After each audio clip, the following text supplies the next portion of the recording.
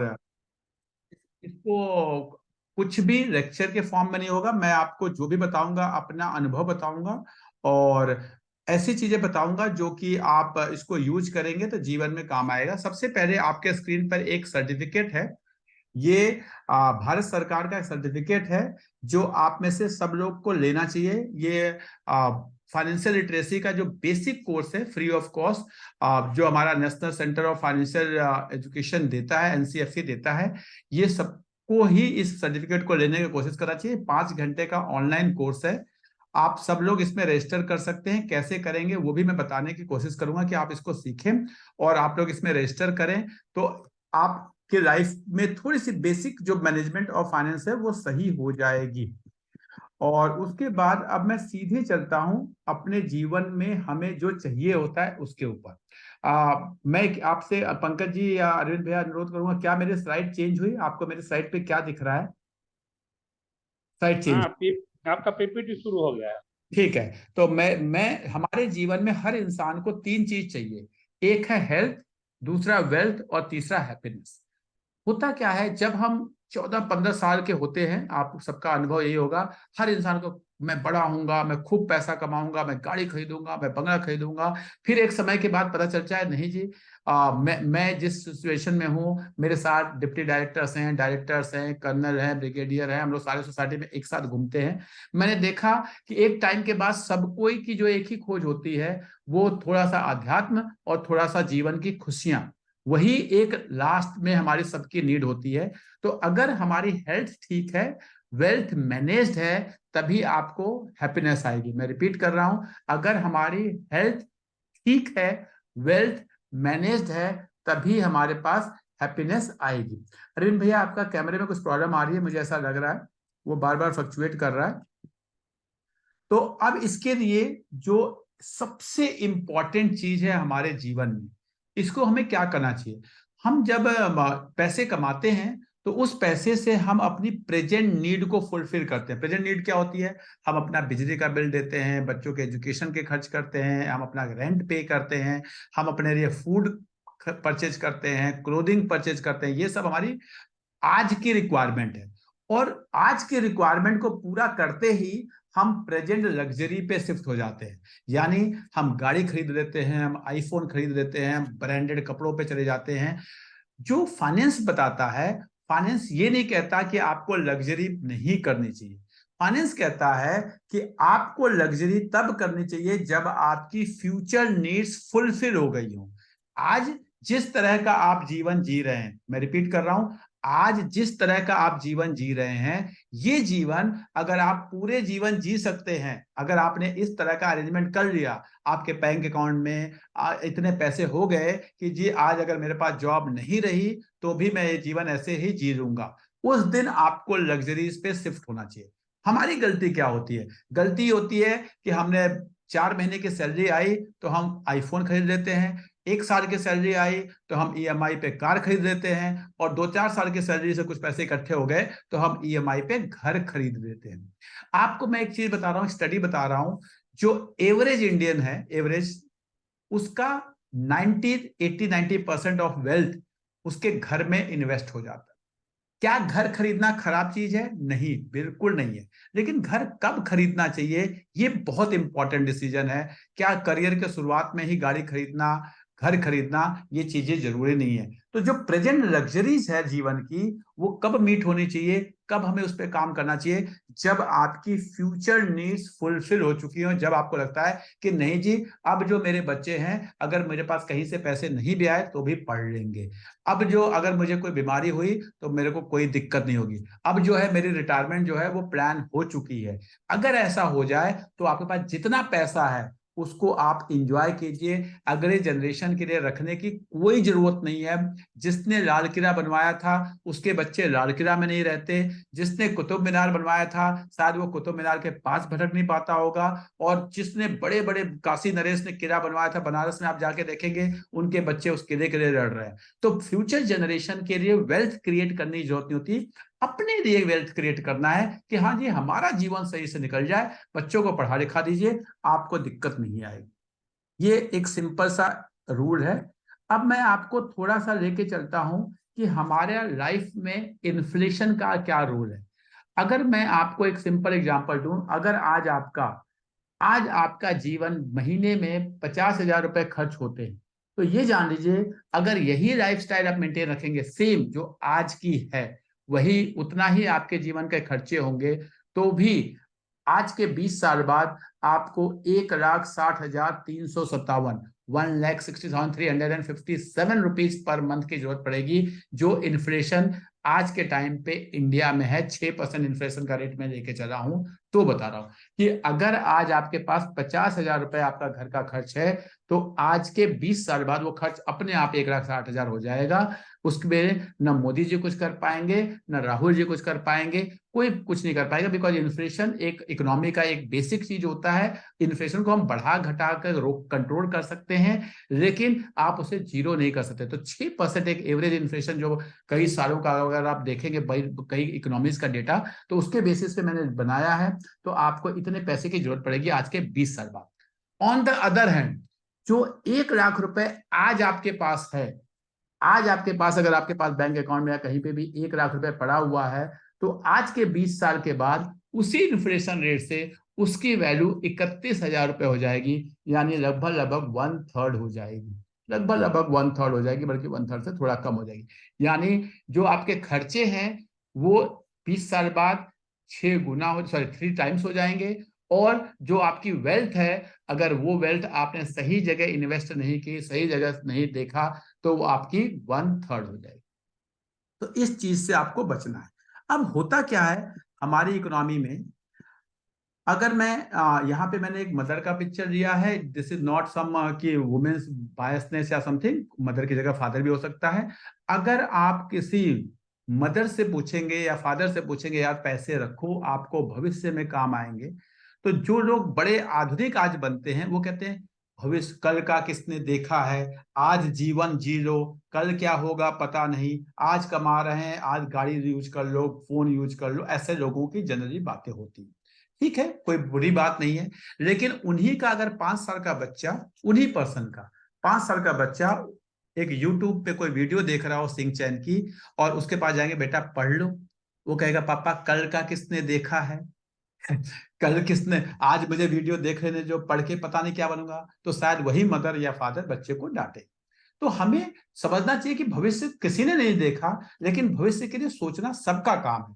हम जब हम ग्लोबल वार्मिंग के बारे में बात करते हैं, जब हम इकोनॉमी के बारे में बात करते हैं, सब कुछ हम भविष्य के बारे में बात करते हैं, तो हमें भविष्य के तो बारे में सोचना चाहिए, और अपना भविष्य को सोचना आपका कर्तव्य है। आप बुढ़ापे पे किसी पे डिपेंड ना हो, ये आपकी जिम्मेदारी है, ये आपकी जिम्मेदारी है। कोई कहता है कि ओल्ड एज में इस पेरेंट के बच्चे उसका साथ नहीं दे रहे, कोई बुरी बात नहीं, ठीक है। वो आपने क्या अपने ओल्ड एज को मैनेज किया कि नहीं किया, ये आपकी जिम्मेदारी है और आपको करना चाहिए। नो डाउट हम जिस संस्कार से आते हैं वहां हम एक्सपेक्ट करते हैं, लेकिन हमें ध्यान रखना है कि अपने भविष्य को मेंटेन करना हमारी जिम्मेदारी।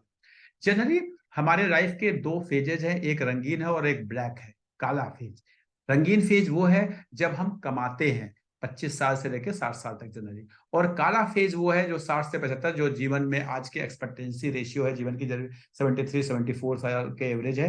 तो ये जो काला ईयर है ना, इसमें आप फाइनेंशियली इतने स्ट्रांग हो, जब आपके घर में दादाजी आते हैं और छोटी सी बच्चे के हाथ में 100 रुपए रखते हैं तो आपको खुशी होती है।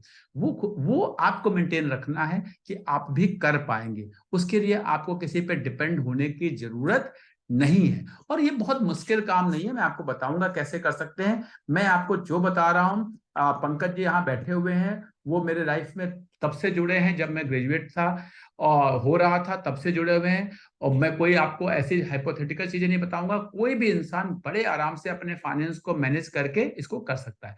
हमारा जो स्टेज जो होता है मनी का, अर्निंग में हमारे इंडियंस में कोई दिक्कत नहीं है। जो लोग आप लोग हैं, आप लोग की अर्निंग ठीक ठाक होती है, जो गवर्नमेंट जॉब में है, जो नॉर्मल प्राइवेट जॉब भी कर रहे हैं, खेती बाड़ी कर रहे हैं, ठीक है। स्पेंडिंग भी इंडियंस ठीक करते हैं, कोई दिक्कत नहीं है, सेविंग करते हैं इंडियन के, हम इंडियंस के अंदर सेविंग हैबिट होती है। जो सबसे बड़ी गलती हम लोग करते हैं वो करते हैं इन्वेस्टिंग में। इन्वेस्टिंग हमारी सबसे मिस्टेकन होती है। सबसे बड़ी गलती हम अपने जो पैसे को कहाँ लगाना है, कब लगाना है, कितना लगाना है, किस तरह से गोल से अटैच करना है, यही हम गलती करते हैं। हमारा कोई पड़ोसी आता है, कहता है जी ये पॉलिसी बहुत अच्छी है, ये LIC पॉलिसी आप खरीद लो, और हम तुरंत उसको खरीद लेते हैं। हम यही गलती करते हैं, हमें ऐसी गलतियां नहीं करनी है। मैं आपको बता दूं, इंडिया में जो सबसे डेंजरस तरीके से बेची जाती है वो है LIC पॉलिसीज। और जो बेचने वाले होते हैं वो आपके कोई रिलेटिव्स होते हैं, आपके कोई पड़ोसी होता है, आपके मामा के चाचा का कोई बेटा होता है। तो हमें इन चीजों का, हो सकता है आप में से भी कोई LIC पॉलिसी बेचता हो तो प्लीज मुझे माफ कर दीजिएगा, लेकिन मैं आपको बता रहा हूँ, ये जो LIC पॉलिसीज वगैरह होती है ये सारी सिक्योरिटी प्रोडक्ट्स होते हैं, ये इन्वेस्टमेंट प्रोडक्ट नहीं होते। लेकिन इनको डिफरेंट डिफरेंट वो दिखा के कि हाँ जी आपको इतना मिलेगा, ये मिलेगा, वो मिलेगा जैसी वर्ड बोल दिया, इसका मतलब कि आपको मिसगाइडेड किया जा रहा है, क्योंकि ये मिलेगा के लिए होते ही नहीं, ये केवल और केवल सिक्योरिटी के लिए होते हैं ना। अब आपको मैं बता रहा हूं, रूल ऑफ फाइनेंस कहता है कि कोई भी इंसान अपने जीवन में जिस दिन से वो कमाना शुरू कर रहा है, अगर वो 30% के आसपास, 30, 33, 34 कुछ ऐसा सेविंग करना शुरू कर दे फर्स्ट डे से, उसके जीवन में कभी फाइनेंस की प्रॉब्लम नहीं आएगी। यहाँ पे मैं चाहूंगा जो लोग जुड़े हैं उनसे मैं क्वेश्चन ले सकता हूं। कोई इंसान ऐसा कह दे कि सर जिस दिन से मैं कमा रहा हूं उस दिन से लगभग लगभग हर सैलरी से या हर इनकम से मैं 30% के आसपास सैलरी का बचा लेता हूं, और तब भी मुझे फाइनेंस की प्रॉब्लम आई है। क्या ऐसा कोई है जो कह सकता है कि हाँ जी मुझे फाइनेंशियल प्रॉब्लम जीवन में आई है इसके बावजूद भी? कोई ऐसा है? मैंने आज तक जितने भी सेमिनार वर्कशॉप्स दिए हैं, मुझे आज तक ऐसा इंसान नहीं मिला। अगर आप में से कोई है तो मैं जानना चाहूंगा। मान के चल रहा हूं नहीं है, चलिए। एक और चीज, हम में से बहुत लोग बड़े बड़े डिपार्टमेंट्स में काम करते हैं, हम डिपार्टमेंट्स का बजट बनाते हैं, हमारी सरकार जो है कंट्री का बजट बनाती है, स्टेट के बजट बनते हैं, ऑर्गेनाइजेशंस के बजट बनते हैं, लेकिन हम अपने घर का बजट नहीं बनाते। मैं आपके सामने जो अभी मैंने आपको स्क्रीन दिखाया है, ये मेरे घर का, अपने घर का पर्सनल बजट है। मैं हर महीने के शुरुआत में, जैसे आज अभी 26 मार्च हो रहा है, तो अप्रैल में हमारा मंथली ग्रोसरी पे, वेजिटेबल्स पे, फ्रूट पे क्या खर्च हो सकता है वो मैं जरूर एक्सपेक्टेड लिखता हूं, और फिर देखता हूं हमारी इनकम क्या है और क्या बचेगा या क्या नहीं बचेगा। तो प्लीज, अगर आपको फाइनेंस को सही से मैनेज करना है तो आपका मंथली, क्वार्टरली, एनुअल, आपके एक्सपेंसेस आपको पता होना चाहिए क्या होने वाले हैं। आपको पता होना चाहिए कि आपके एक मौसी की बेटी है जो अब 24-25 साल की हो गई है, साल 2 साल में उसकी शादी होने वाली है, आपको शादी में जाना है और वहां पे आपको 20-25 हजार का कोई भी खर्चा है। या आपके एक मामा का बेटा है जहां पे आपको वो शादी में जाना है, वहां 10 हजार का खर्चा है। तो वो चीजें आपके बजट का पार्ट होने, हो सकता है वो शादी इस साल ना हो, अगले साल हो, लेकिन आपके बजट का पार्ट होना चाहिए कि हाँ जी। और जब वो शादी आए तो एकदम क्लियर होना चाहिए कि हाँ जी इस शादी में मुझे ये 20 हजार खर्च करने हैं, इसमें से 5 हजार के मैं कपड़े खरीदूंगा, 2 हजार मेरे ट्रेवल पे लगेगा, 5 हजार मैं वहां कोई गिफ्ट दूंगा या न्योता करूंगा, जो भी हम लोग करते हैं वो हमें करना है। लेकिन अगर हम ऐसा नहीं करते, चलो ये करते गए, ये करते गए, और बाद में इतना खर्च हो गया ये सोचा, इससे हमारे हमेशा फाइनेंशियल स्थिति खराब हो जाती है। तो कभी भी हमें खर्च करने से पहले एकदम क्लियर होना चाहिए हम किस चीज पे कितना खर्च करेंगे। मैं आपको एक सिंपल एग्जांपल बताता हूँ। मेरी बेटी का बर्थडे मुझे पता है जनवरी में आता है, बेटे का बर्थडे मेरे मार्च में आता है, तो मैं दिसंबर में बेटी को बता देता हूँ कि बेटा आपके बर्थडे पे मैं 10 हजार रुपये खर्च कर सकता हूँ। अब इस 10 हजार में आप मम्मी के साथ बैठ जाओ, अपने भाई के साथ बैठ जाओ, और डिसाइड करो कि आप कितने की ड्रेस खरीदोगे, कितने का केक खरीदोगे, कितने के बलून्स बुलाओगे, और कितने के अपने फ्रेंड्स के लिए रिटर्न गिफ्ट खरीदोगे। वो आपको सोचना है क्या खरीदना है, अपने फ्रेंड्स को बुलाना है नहीं बुलाना है, वो आप देख लो। तो अगर आपका किसी भी मद पे बजट फिक्स है तो आपको फाइनेंशियल प्रॉब्लम नहीं आएगी। होता क्या है, बर्थडे आया, अच्छा ड्रेस मत खरीद लिया, तो केक खरीद लिया, तो रिफ्रेशमेंट का आइटम खरीद लिया, तो बलून खरीद, और करते करते जब बर्थडे बीत गया, वो इस बार तो 15 हजार खर्च हो। ये नहीं करना।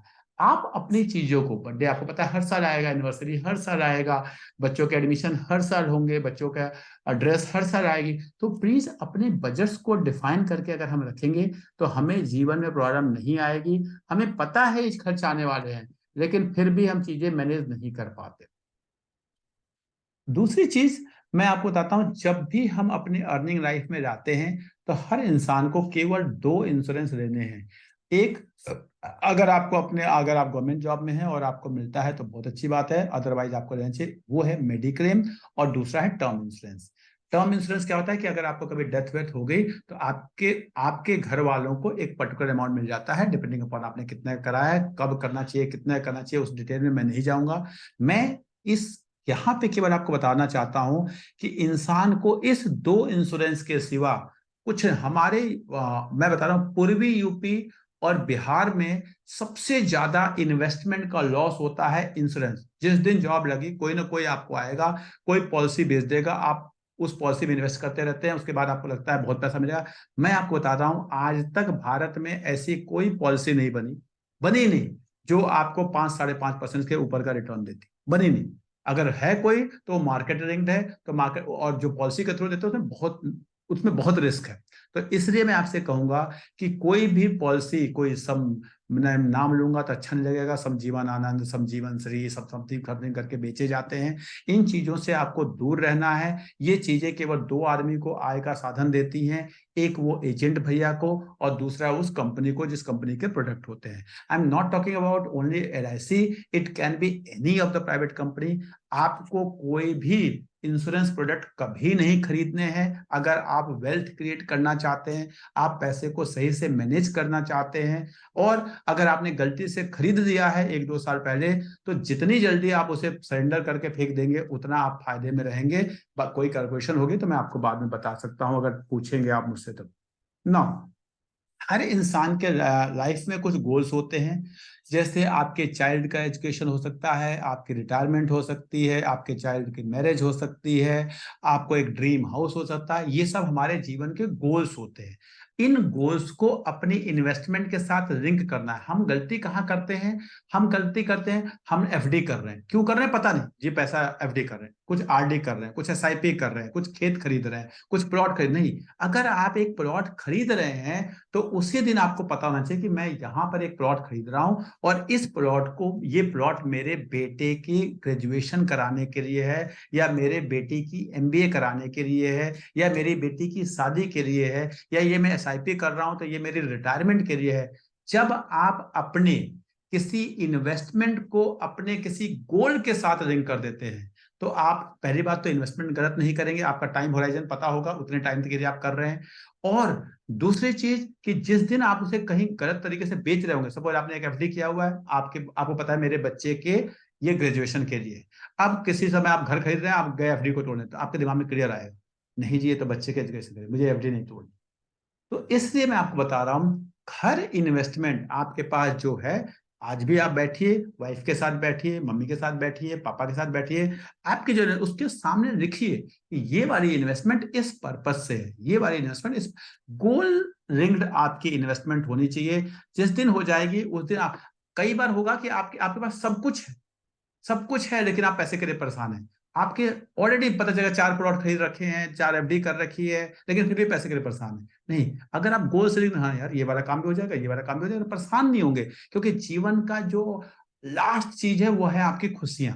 जब हमारी खुशियां किसी भी चीज से कॉम्प्रोमाइज होने लगे, मैं आपको अपने बारे में बताता हूं। जब मैंने गवर्नमेंट जॉब ज्वाइन किया था as a section officer SSC के थ्रू, मैंने 3 महीने के बाद वो जॉब छोड़ दी थी, क्योंकि मुझे उसमें खुशियां नहीं मिली।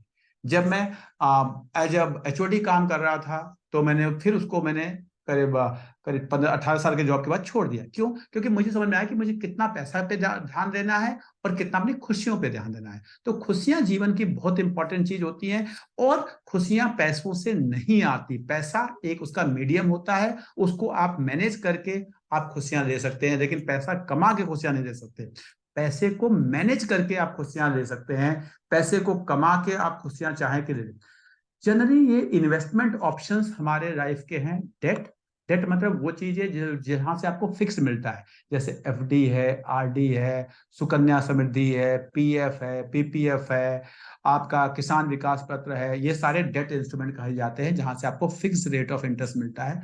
गोल्ड सबको पता है, प्रॉपर्टी पता है, और स्टॉक पता है। ये स्टॉक मतलब म्यूचुअल फंड और शेयर्स।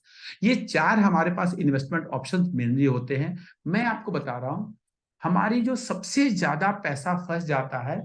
और मजे की बात है, कई बार हमें लगता है कि हाँ हमने 4 लाख का प्लॉट खरीदा, 40 लाख का हो गया पड़ा है आपने 40 लाख क्या आप उसे जीवन में कभी यूज कर पाए? अगर आपने ऐसा 40 लाख का हो गया, बेटा आया, उस बेटे के लिए आप देखिए आपके गांव में खेत पड़े होंगे, आप एक ऐसी दादाजी ने बड़े मुश्किल से पेट का पाट कर कभी खरीदा होगा, आपके लिए पड़ा हुआ है। देखिए समझने की कोशिश कीजिए, आप जितना एफर्ट कर रहे हैं उस एसेट को बिल्ड करने में, अपनी जितनी खुशियों को कुर्बान कर रहे हैं, क्या वो आपके अगली जनरेशन को उतनी ही खुशियां देगा या उससे ज्यादा देगा? तब तो काम की है। अदरवाइज आपकी जितनी खुशियों को आप आज कुर्बान कर रहे हैं, जितनी खुशियों को आप सेक्रीफाइस कर रहे हैं, अगर उससे वो कम खुशियां दे, अरे पापा ने प्लॉट खरीदा यार, वो बार बार देखने जाना पड़ता है, पता नहीं अब तो कितने का बिकेगा, तो ऐसी इन्वेस्टमेंट नहीं करनी है। तो हमेशा प्रॉपर्टी वगैरह में इन्वेस्टमेंट करना मैं नहीं कहता बुरा है, लेकिन अपने बच्चों को ध्यान रखना कि बच्चों के लिए प्लॉट खरीदने से कोई फायदा नहीं है। बच्चों को पढ़ाना मोर इम्पोर्टेंट है। पढ़ा दिया, काम खत्म। अपने लिए देखिए कि हाँ मेरी ओल्ड एज में क्या काम आएगा, उससे लिंक करिए। और आपकी ओल्ड एज में प्रॉपर्टी जनरली आपके लिए एक आफत होता है। मैं एग्जांपल बता सकता हूँ, उपाध्याय जी यहाँ बैठे हुए हैं, ये तो शायद बिहार में अभी काम करते हैं, तो शायद अपने गांव जा पाते होंगे। नहीं तो गांव गांव में जब हमारे खेत बार घर होते हैं तो उसको कोई देखने वाला नहीं होता, हम कहीं छोटे से सिटी में जाकर शिफ्ट हो जाते हैं, फिर हम जहां बनाते हैं वहां हमारे बच्चे नहीं रह रहे होते। तो अल्टीमेटली अपने पैसे को जितना लिक्विड फॉर्म में रख सको, कि जहां आप जाओ। लिक्विड फॉर्म क्या होता है? जैसे कि आपके एफडी वगैरह में पैसे हो, गोल्ड में हो, स्टॉक्स वगैरह में हो। वो प्रॉपर्टीज में जो पैसा होता है वो जनरली ब्लॉक हो जाता है, वो एक जनरेशन से दूसरी जनरेशन ट्रांसफर होता रहता है, हम उसको यूज नहीं कर पाते। बेटर है आप अपने खुशियों के लिए, अपनी ग्रोथ के लिए उस पैसे को यूज कर पाए। जो लोग अपने खुशियों के लिए, अपने ग्रोथ के लिए पैसे को यूज कर पाते हैं, उनकी जनरेशन आगे बढ़ती हैं। और जो लोग पैसे को ब्लॉक कर देते हैं, उनकी जनरेशन आगे नहीं बढ़ती। नो डाउट हमें एक कॉन्फिडेंस देती है प्रॉपर्टी। तो प्रॉपर्टी आपके रहने के लिए आपका अपना घर होना चाहिए, that is your for sure. एक समय के बाद सबके पास अपना घर होना चाहिए। उससे ज्यादा इन्वेस्टमेंट पर्पज के लिए यंग एज में कहीं कुछ खरीद लिया, अगर आपको सही लगती है तो, लेकिन एक इसके बाद आपको उससे एग्जिट कर जाना चाहिए, उसको इन्वॉल्व करके नहीं रखना चाहिए। नाउ जो सबसे अच्छी इन्वेस्टमेंट अगर इंडिया में मानी जाती है तो वो है गोल्ड। आप गोल्ड में इन्वेस्ट कर सकते हैं। जब मैं गोल्ड में इन्वेस्ट करने की बात करता हूं तो ये मैं कहीं नहीं कहता कि आप जाके झुमके या बाली या समथिंग खरीदे। गोल्ड में इन्वेस्ट करने का मतलब होता है कि आप कॉइन्स खरीदे, बार्स खरीदे, या सॉवरेन गोल्ड बॉन्ड आते हैं गवर्नमेंट ऑफ इंडिया के, वो खरीदे। बिकॉज आप जब 1 लाख रुपए का गोल्ड खरीदते हैं, मतलब I am talking about jewellery, अगर आप ज्वेलरी खरीदते हैं तो आप क्या करते हैं, उसमें से कम 15-20 हजार रुपए का आप मेकिंग चार्ज देते देते हैं, जीएसटी दे देते हैं, इस तरह से। और वो 15-20 हजार 4 साल में बढ़ता है, उसके बाद ग्रोथ शुरू होता है आपके एक्चुअल सोने में। तो इसलिए अगर आपको इन्वेस्टमेंट पर्पज से खरीदना है तो आपको खरीदना चाहिए कॉइन्स, बार्स, या बेस्ट है सॉवरेन गोल्ड बॉन्ड, जिसपे गवर्नमेंट ऑफ इंडिया ना कैपिटल टैक्स देती है, आपको उसके ऊपर 2.5% का इंटरेस्ट भी एक्स्ट्रा मिलता है, आपको उसमें चोरी होने का कोई डर नहीं है, आप छोटे छोटे इन्वेस्टमेंट्स कर सकते हैं, बहुत अच्छी होती है। डेट इंस्ट्रूमेंट में कम पैसे रखने चाहिए, बिकॉज वो इन्फ्लेशन से ज्यादा आपको रिटर्न नहीं देते। 5-6% इन्फ्लेशन इंडिया की इकोनॉमी का, उतना ही वो आपको रिटर्न देते हैं। बेस्ट है आपको गोल्ड में इन्वेस्ट करिए। और स्टॉक्स में आपको नहीं समझ में आता, हो सकता है सबको नहीं समझ में आए, तो म्यूचुअल फंड्स एंड ऑल में आप इन्वेस्ट करके आप अपने पैसे को ग्रोथ कर सकते हैं। जितना जल्दी आप स्टार्ट करेंगे, देखिए ये एक पौधे की तरह है। पौधा जितना जल्दी उसमें 10-12 साल लगना है। आम का एक पेड़ लगाएंगे तो उसमें 10-12 साल लगना है उसको क्रिएट होने। अब अगर आपने 2010 में लगा दिया तो वो 2022 में फल देना शुरू करेगा, और 2015 में लगाओगे तो वो 2027 में जाके फल देगा। तो जितना जल्दी करोगे अपने हर गोल के हिसाब से इन्वेस्टमेंट, उतना आपके लिए अच्छा होगा। टाइम तो उतना लगना ही लगना है, आप कोई जादू की छड़ी नहीं। एक जो सबसे बड़ी गलती हम लोग करते हैं, और मैंने देखा है जब मैं लोगों से कहता हूं कि भाई आपको म्यूचुअल फंड में इन्वेस्ट करना चाहिए, आपको इक्विटी, कहते हैं ये तो हमें समझ में नहीं आता, ये तो हमारे बस की बात नहीं है, ये तो बेकार है, ये तो नहीं। अगर मुझे मुझे पता है मेरी किडनी खराब हो गई, मेरा लीवर खराब हो गया, मुझे समझ में नहीं आता, तो मैं क्या करता हूँ, मैं एक डॉक्टर की हेल्प लेता हूँ। उसी तरह अगर मेरा कोई केस हो जाता है, मुझे समझ में नहीं आता, मैं एक लॉयर की हेल्प लेता हूँ। मुझे अगर मुझे कोई जन्म पत्री वगैरह दिखानी होती है तो मैं किसी एक अच्छे एस्ट्रोलॉजर की हेल्प लेता हूं। सेम वे अगर मुझे इन्वेस्टमेंट समझ में नहीं आता तो मैं एक अच्छे इन्वेस्टमेंट एडवाइजर की हेल्प लूंगा। इसका मतलब ये कहीं से नहीं है कि मैं इन्वेस्टमेंट नहीं करूंगा, उसकी हेल्प लूंगा। और जब मैं इन्वेस्टमेंट एडवाइजर्स की बात करता हूं तो ध्यान रखिए, मैं ब्रोकर की बात नहीं करता। ब्रोकर क्या होता है? ब्रोकर एक वो फर्म होता है, या बैंक में बैठी हुई कोई लेडी होगी, वो कहेगी सर ये वाला प्रोडक्ट ले लो बहुत अच्छा है। वो दो यार ब्रोकर्स। ब्रोकर क्या करते हैं? वो प्रोडक्ट आपको बताते हैं जिस प्रोडक्ट में सबसे ज्यादा उनको कमीशन मिले या उनका टारगेट आया हो। मैं इन्वेस्टमेंट एडवाइजर्स की बात करता हूं। इंडिया में बहुत सारे इन्वेस्टमेंट एडवाइजर है।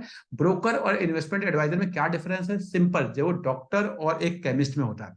केमिस्ट का काम है वो दवाई बेचना जिस दवाई में सबसे ज्यादा उसको मार्जिन हो। डॉक्टर का काम है वो दवाई रिकमेंड करना जो कि आपके लिए सुटेबल हो। तो आपको खरीदना प्रोडक्ट केमिस्ट से ही है, लेकिन लिखवाना उसको ब्रोकर से है। सेम जब आप इन्वेस्टमेंट करते हैं तो आप किसी से भी खरीद सकते हैं, लेकिन कहाँ इन्वेस्ट करना है वो आपको एक इन्वेस्टमेंट एडवाइजर से हेल्प लेनी चाहिए। हमारे इंडिया में सबसे बड़ी दो चीजों में हम इन्वेस्टमेंट जो हम एडवाइजरी के लिए पे नहीं करना चाहते। एक, बच्चों की काउंसलिंग या बच्चों के एजुकेशन के लिए हमें लगता है कि ना जी, जो चाचा जी का बेटा कर रहा है वो कोर्स सबसे अच्छा है, वही उसे आप भी कर लीजिए। या जो मामा जी का या बुआ जी का कोई सीए कर रहा है आप भी कर लीजिए। दूसरा, हम इन्वेस्टमेंट के पॉइंट ऑफ व्यू से जनरली, क्योंकि इतना इस चीज में मिसलीड किया गया है इंडिया की इकोनॉमी में लोगों को, कि लोग किसी के सलाह मानना पसंद नहीं करते। अपना लगता है कि हाँ जी, कोई अपना आके कोई पॉलिसी बेच जाता है और उसको खरीद लेते हैं। तो प्लीज, देयर आर बहुत अच्छे अच्छे एडवाइजर्स हैं, बहुत एक्सपीरियंस हैं। उसी तरह जैसे लॉयर्स होते हैं उसी तरह ये भी एक प्रोफेशन है। और अगर आप सेबी वगैरह की वेबसाइट पे जाएंगे तो उनका आपको गाइडलाइन, आपको डिटेल्स मिल जाएगा। और आप उनमें से कोई भी जो आपके आसपास हो, दो चार को बुला के उनकी फीस देके, प्रॉपर वो फीस देंगे आपसे, नो डाउट, लेकिन वो आपको एडवाइजरी देंगे। जो ब्रोकर होगा वो आपसे कोई फीस नहीं लेगा, लेकिन आपको वो प्रोडक्ट बेचेगा जिसमें उसको कमीशन मिलता है। सिंपल सी बात है, दुनिया में कोई भी फ्री में तो आपको कुछ करके देगा नहीं। तो प्लीज अपनी एडवाइजरी के लिए आप पे कीजिए और अच्छे प्रोडक्ट पे जाइए। मैं आपको इसके बाद जो चीज बताना चाहूंगा वो बताना चाहूंगा कि आपको इन्वेस्टमेंट करते समय क्या क्या चीजों का ध्यान रखना चाहिए। एक, आपकी इन्वेस्टमेंट जो है वो डाइवर्सिफाइड होना चाहिए। डाइवर्सिफाइड मतलब सारा का पैसा आप प्रॉपर्टी में ना लगा दें, सारा का सारा पैसा आप गोल्ड में ना लगा दें, सारा का सारा पैसा आप एफडी में ना रखें, सारा का सारा पैसा आप म्यूचुअल फंड में ना रखें। आपको क्या करना है, अगर सपोज आपके पास 100 रुपए हैं तो कोशिश करिए कि 40-50 रुपए आप म्यूचुअल फंड में डालें, 20-25 रुपए आप गोल्ड में डालें, 20-25 रुपए आप अपना जो है वो किसी एफडी और आरडी और पीपीएफ या ईपीएफ इस चीजों में डालें। आपका पैसा डाइवर्सिफाइड होना चाहिए, डाइवर्सिफाइड। दूसरी चीज, अगर जब मैं कहता हूं कि आप एफडी में कर रहे हैं या मतलब डेट इंस्ट्रूमेंट कर रहे हैं, तो डेट इंस्ट्रूमेंट में भी देखिए, कुछ एफडी में, कुछ आरडी में, कुछ पीएफ में, कुछ विकास पत्र में। उसी तरह अगर आप म्यूचुअल फंड खरीद रहे हैं तो कम से कम चार, ये नहीं कि एक ही म्यूचुअल फंड, 3-4 म्यूचुअल फंड खरीद लिया। या अगर आप शेयर्स में खरीद रहे हैं तो कम से कम 8-10 कंपनियों के शेयर में 10-10% लगा दिया।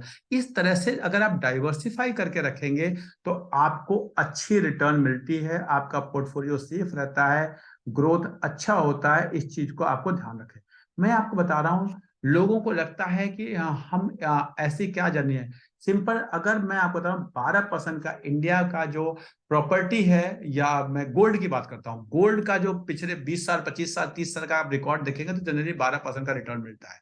12% के रिटर्न को अगर आप देखेंगे तो गोल्ड का दाम एवरेज पिछले 25 साल का डेटा आप उठा के देखेंगे तो हर 6 साल में लगभग लगभग एवरेज डबल हो जाता है। कभी हो सकता है कि 8 साल तक नहीं हुआ, लेकिन फिर अगले 4 साल में ही हो गया होगा। तो अगर आप 12% का भी रिटर्न लेते हैं, केवल 1,000 रुपए की इन्वेस्टमेंट है, तो 30-36 साल के बाद वो 64,000 हो जाती है। कैसे हो जाती है कि 1,000 से 2,000, 2,000 से 4,000, हर 6-6 साल के बाद होती जाएगी। अब यहाँ पे मैंने 36 साल क्यों लिया? जनरली हम जॉब जब ज्वाइन करते हैं 24-25 साल के जॉब ईयर में हम अपना काम शुरू करते हैं और 60 साल में रिटायर होते हैं। तो जनरली हमारी जो अर्निंग लाइफ होती है वो 35-36 साल की होती है। अगर आप इसको ध्यान से देखेंगे रिटर्न, तो आपको एवरेज रिटर्न अगर आप देखेंगे, 1,000 रुपए लगाया आपने और वो 36 साल के बाद वो कितना हो गया? 64,000। 64,000 हो गया, यानी आपने 63,000 कमाया। 63,000 को अगर आप 36 से डिवाइड करेंगे तो हर साल का 1,750 रुपए होते हैं। लगाया कितना था 1000, हर साल का हुए कितने 1750। तो अगर सिंपल टर्म में देखेंगे तो 175% का आपको रिटर्न मिलता है। ये वंडर है, वर्ल्ड का वंडर कहा जाता है कंपाउंडिंग। जो बड़े लोग हुए हैं जिन्होंने वेल्थ क्रिएट किया है, जैसे आप झुनझुनवाला जी की बात करें, वॉरेन बफेट जी की बात करें, रामदेव अग्रवाल की बात करें, तो इन लोगों ने कंपाउंडिंग से वेल्थ क्रिएट किया है। कोई भी टिप या वो लेके, कोई सलाह लेके, कोई कहते ना यूट्यूब चैनल देख के, इन सब से वेल्थ क्रिएट नहीं किया जाता। आपके किसी दादाजी ने कोई प्लॉट खरीदा था या खेत खरीदा था 20,000 रुपए का, और आज वो 20 करोड़ रुपए का हो सकता है, बिकॉज वो कंपाउंडिंग हुई है उतने सालों की। तो एसेट की जो कंपाउंडिंग होती है वही आपको वेल्थ क्रिएट करती है, इस बात को हमें ध्यान रखना है। तो कुछ एग्जांपल्स मैं आपके साथ कोट करना चाहूंगा जो आप लोग के लिए इंपॉर्टेंट है। जैसे अगर आप मात्र 1,000 रुपए, एक बच्चे का आपके घर में जन्म होता है, उस दिन आप उसके लिए मात्र 1,000 रुपए इन्वेस्ट करना शुरू करें कि बेटा उसके लिए नाम से 1,000 रुपए पर मंथ जमा करें। कब तक करें? जब तक वो जॉब में न चला जाए। 24-25 साल में वो बच्चा जॉब में चला जाएगा। 25 साल में जाके बोल रहे बेटा मैं तुम्हारे लिए 1,000 रुपए पर मंथ जमा करता था, अब तुम्हारी जॉब लगी, तुम 1,000 रुपए पर मंथ जमा करो। वो करना शुरू कर दे तब तक जब वो बच्चा रिटायर होगा। आप विश्वास नहीं करेंगे, 60 साल में टोटल 7,20,000 रुपए आप जमा करेंगे, लेकिन ये पैसा मिनिमम मिनिमम जो है 50 से 60 करोड़ रुपए होता है। ये कंपाउंडिंग का बेनिफिट है, लेकिन कोई करता नहीं है। कोई 1,000 रुपए बहुत बड़ा काम नहीं है, लेकिन कोई कहेगा सर 60 करोड़ का उस समय क्या वैल्यू होगी? अरे कुछ ना होने से तो अच्छा अच्छा है ना। आज के 2 करोड़ के बराबर तो होगा ना। आप समझिए इस बात को। तो अगर आप 1,000 रुपए करें तो मैं आपको एग्जांपल बताता हूं एक और। अगर आप अपनी सैलरी से केवल 30% सेव करें, और कब तक करें? 13 साल, जिस दिन आपकी जॉब लगी उस दिन से 30%। सपोज आपकी जॉब 1 लाख की है, आपने 30,000 सेव किया। एक साल बाद आपकी जॉब 1,10,000 की होगी, उसका 30% सेव किया, यानी 33,000। कभी 2 लाख होगी। जैसे जैसे आपकी सैलरी बढ़ रही है आप 30-30% उसका सेव करते जाइए। 13वें साल 13वें साल जो भी आपकी सैलरी होगी, जो भी आपकी सैलरी होगी, और जो इधर फंड इकट्ठा हो गया, इस फंड से मिलने वाला रिटर्न आपकी सैलरी से ज्यादा हो, केवल 13 साल में। आपने सुना होगा जो डेवलप्ड कंट्रीज होते हैं वहां पर कहा जाता है रिटायर एट 40। वो लोग ऐसे ही करते हैं, 24-25 साल में जॉब ज्वाइन करते हैं, 13 साल तक 30% सेव करते हैं, और जब 13वें साल उनकी जॉब से ये फंड से मिलने वाला रिटर्न ज्यादा हो जाता है। अब उनके पास दोनों ऑप्शन, आप चाहो जॉब को कंटिन्यू करो, और चाहो तो आपको वहां से रिटर्न ज्यादा मिल रहा है। आप अपने आपके जो हैप्पीनेस जो चीजें देती है, या जो चीजें जो आपका पैशन है, आप उसमें लग सकते हैं। ये मैंने किया था अपनी लाइफ में, मैं बता रहा हूँ। 24-25 साल में मैंने जॉब शुरू किया था, और 39 ईयर में मैंने रिटायरमेंट ले ली थी। उसके बाद में कोई काम नहीं करता, मैं रिटायर्ड इंसान हूँ, वीआरएस ले चुका हूँ, घर बैठा रहता हूँ। तो आप चाहें तो आप भी ऐसा कर सकते हैं। और अगर आप थोड़े एज आपकी ज्यादा हो गई है तो आप अपने भाइयों को, अपने बच्चों को ये चीजें बता सकते हैं। फाइनेंशियल लर्निंग के लिए गवर्नमेंट ऑफ इंडिया का ELMS करके एक, अगर आप गूगल पर डालेंगे NCFE ELMS, तो इसका एक कोर्स है, फ्री ऑफ कॉस्ट है। हर इंसान को, हर इंडियन को जो कमाता है उसको एक कोर्स करना चाहिए। 5 घंटे का करीब वीडियोज हैं। जब आपको टाइम मिले, कभी आप ट्रेन में चल रहे हैं, बस में चल रहे हैं, उसको देखते जाइए। 5 घंटे के बाद आपको एक सर्टिफिकेट जनरेट हो जाता है। वो सर्टिफिकेट आपके लाइफ में, क्योंकि आप लोग वर्किंग लोग हैं, बहुत काम नहीं आएगा, लेकिन लेकिन उससे आप जो लर्निंग होगी वो बहुत अच्छी होगी। वो आपको समझने में, आपको आपके डिसीजन मेकिंग में आपको बहुत हेल्प करेगी। मैं आपको बता रहा हूँ, आपके सामने ये 3 तरह के पेड़ हैं। ये वो पहला पेड़ है जिसके तना में ताकत है और वो आगे बढ़ गया। ये दूसरा पेड़ है जिसको एहसास है कि मेरे तने में ताकत नहीं है, तो वो क्या करता है, किसी और की हेल्प लेता है, जो मैंने कहा एडवाइजर्स की हेल्प लीजिए, और वो भी ऊपर बढ़ जाता है। अगर हम ये तीसरा पेड़ बन के रह जाते हैं जीवन में कि ना हमें तो आता नहीं, हम किसी की हेल्प भी नहीं लेंगे, तो हम जनरली झाड़ियां बन जाते हैं, और एक दिन नगर पालिका वाले आके हमें काट के चले जाते हैं। ये उसी तरह है कि हम जीवन में फिर नॉर्मल एक, तो अगर हमें जीवन में ग्रो करना है, हैप्पीनेस लानी है, तो हमें किसी के, अगर हमें आप कहते हैं कि जाना है किसी उसमें गुरुकुल प्रणाली में या किसी अध्यात्म में, तो हमें किसी गुरु की हेल्प लेनी चाहिए। अगर हम टीचिंग में रहते हैं प्रोफेशन, तो हमें किसी न किसी एडवाइजर की हेल्प लेनी चाहिए। उसी तरह फाइनेंस में भी अच्छे लोग बहुत हैं दुनिया में, अगर आप उनसे हेल्प लेंगे। बड़े बड़े लोग हैं, मैं जानता हूँ ओयो के जो मालिक, उनके भी बड़े बड़े लोगों के मेंटोर्स होते हैं। लेकिन हम जो छोटे लोग हैं, हमें लगता है हमें तो सब कुछ आता है, तो हमें मेंटोर्स की हेल्प लेनी चाहिए। और ये कोई हर चीज अपने एक्सपीरियंस से सीखने की जरूरत नहीं होती है, कुछ दूसरों के एक्सपीरियंस से सीख के भी हम जीवन में अच्छा और बड़ा कर सकते हैं। ये सिंपल मैंने कुछ चीजों के थ्रू आपको बताने की कोशिश की। वैसे अगर आप में से किसी को कभी भी फाइनेंस रिलेटेड कोई क्वेरी हो तो आप मुझे बात कर सकते हैं। अरविंद भैया जी ने जितना मुझे टाइम दिया था, मैंने कोशिश किया कि मैं आपकी थोड़ी हेल्प कर सकूं। बाकी अब ये मंच मैं आपका क्वेश्चन आंसर देना चाहूंगा। अरविंद भैया, आप कुछ बोलना चाहेंगे?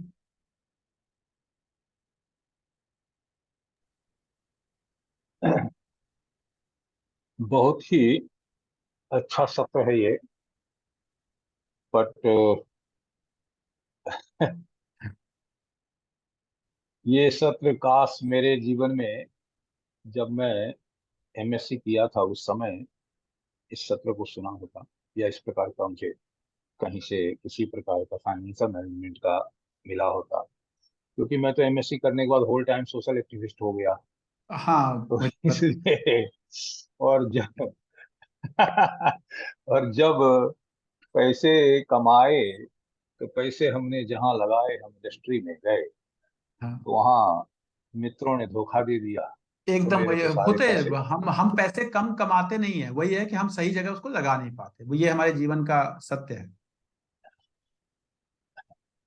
तो हमने उसको सोचा कि भाई कुछ अच्छा इंडस्ट्री बनाई जाए, कुछ काम किया जाए, बिजनेस बढ़ाया जाए। लेकिन वो सारा गड़बड़ हो गया, और ऐसा 2 बार हुआ, एक बार नहीं, 2 बार।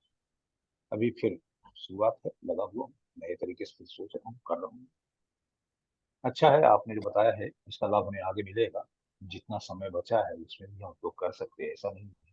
वो तो जब जागा तभी सवेरा कहते हैं, और कभी भी इसका उपयोग किया एकदम जा सकता है। एक लाभदायी सत्र है।